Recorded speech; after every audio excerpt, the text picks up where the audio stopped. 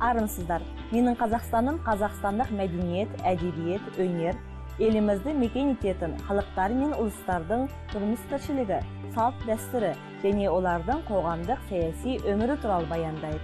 Алдағы жарты сағатта көретіндеріңіз. Адам және тағдыр. Алматыға ұйғырдың танымал этнографы Нұрғиса Исмайлова келді. Ешкімде ұмытылмайды. Мемлекеттік академиялық орыс драма театрында режиссер Юрий Рудковскийдің бюсті қойылды. Ұлттық асхана, венгерше ет әзірлейміз.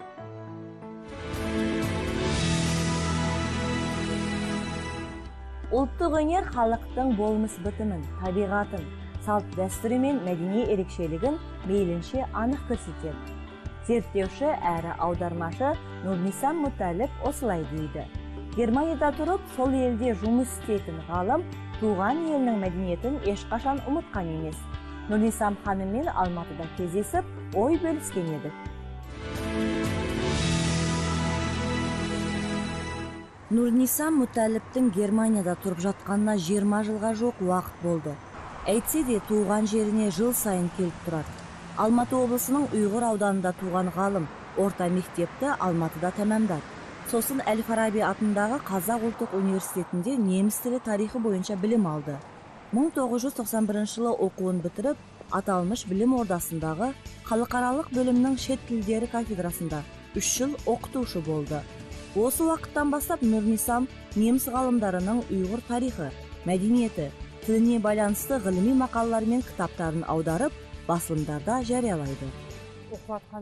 Университетте оқып жүрген кезімде неміс тіліне ерекше қызықтым. Халықаралық факультет пен Қазақстандағы Германия елшілігі жақсы қарым-қатынаста еді. Германиядан арнайы келген оқытушылар дәрістер, баяндамалар оқып, түрлі оқулықтармен қамтамасыз ететін. Оқытушы болып жүргенімде неміс тарихы мен тіліне деген құштарлық тіпті үдей түсті. Кафедрада кітаптарды, аудио, видео құралдарды жинап, кітапхана аштым. Нұрнисам 1994 жылы Германияның студенттерді ауыстыру қызметі академиясының арнайы шәкірт ақысына ие болып, Франкфурт қаласындағы Гёте университетінде 1 жыл ғылыми жұмыспен айналысады. Сосын Бамберг университетінің магистратурасын тәмамдайды. Осы оқу орнының түркітану факультетінде ғылыми қызметкер болып жұмыс істейді. Бамберг университетінде оқып жүрген кезімде Германияның 10-нан аса қаласында ұйғыр тарихы, Қазақстан ұйғырларының өткені мен бүгіні, келешегі жайында ғылыми баяндамалар жасадым. Вейн қаласында оқыған баяндамамды көрнекті қазақстандық ақын Патигүл Сәбитованың шығармашылығына арнадым. Сондай-ақ ұйғыртанушы ғалым Михаил Фридрихпен бірге Берлинде өткен ғылыми семинарда ұйғырлар жайында көлемді баяндама жасадық. Нұрнисам Мұтәліп бүгінде шетелдіктер миграциясы жөніндегі министрліктің жауапты хатшысы. Германиялықтарға ұйғыр мәдениетін, ауыз әдебиетін, өнерін насихаттауда түрлі мәдени шараларды ұйымдастыруда жалықпай қызмет етіп келеді. 2010 жылы Мюнхен қаласында ұйғыр диаспорасы Наурыз мерекесін атап өтті. Мейрам алдында ұйымдастырушылар ұйғыр әндерін, аңыздарын, ертегілер мен өлеңдерін неміс тіліне аударып беруімді өтінді. Сондай-ақ атам Осман Курванкулиннің жеке шумақтарын аудардым. Ғылыми баяндама жасадым. Ұйғыр мақамдарын көрсеттік, тағамдар көрмесін ұйымдастырдық. Сөйтіп, қоғамдық жұмысқа белсене араласып кеттім. Бұл күнде Германияда 600-ге жуық ұйғыр отбасы тұрады. Нұрнисам қандастарының төл мәдениетін ұмытпау үшін және немістерге өз ұлтын таныстыру мақсатында Тәкілмәкан шөліне көмілген аңыздар атты бағдарламаның негізін қалайды. Бастапқыда ұйғыр ән-биі мен ауыз әдебиетінен құрылған әдеби музыкалық кеш өткізді. Германияның бас қаласында өткен бұл шараға Голландиядан Мәшрәп ұйғыр фольклорлық ансамблі мен неміс әртістері шақырылды. Ал биыл Германияның ұйғыр әйелдері ұйымымен бірге Мюнхенде көктем келді атты кеш өткізді. Мерекеде ұйғыр ертегісі балаларға ерекше әсер етіпті.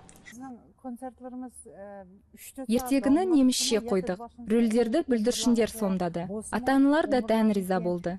Кейде бағдарламамыз 3 сағатқа созылады. Сонда да көрермендер жалыққан емес. Тағамдарымызды дайындау тәсілін көбірек білгісі келеді. Бірақ біз ол құпия деп қоямыз.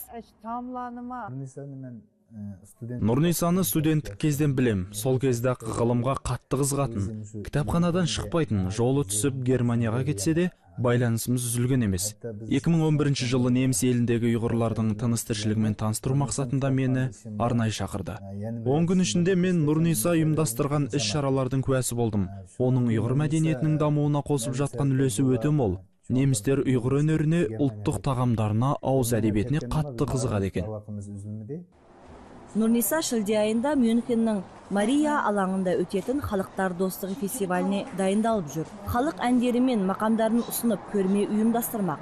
Қазақстанға жасаған бұл сапарында ол көрнекті тұлғалармен кездесіп, тәжірибе алмасы үстінде.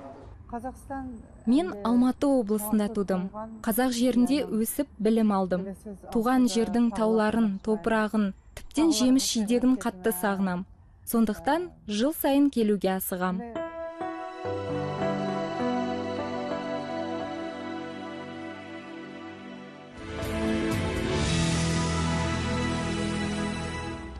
Айшықты оқиға атты айдарымызда Қазақстанның этномәдени бірлестіктерінде болып жатқан жаңалықтар, Қазақстан Халық Ассамблеясының бастамасымен өткен шаралар, ғылым, білім, мәдениет пен өнер саласындағы халықаралық жобалар туралы сөз болады.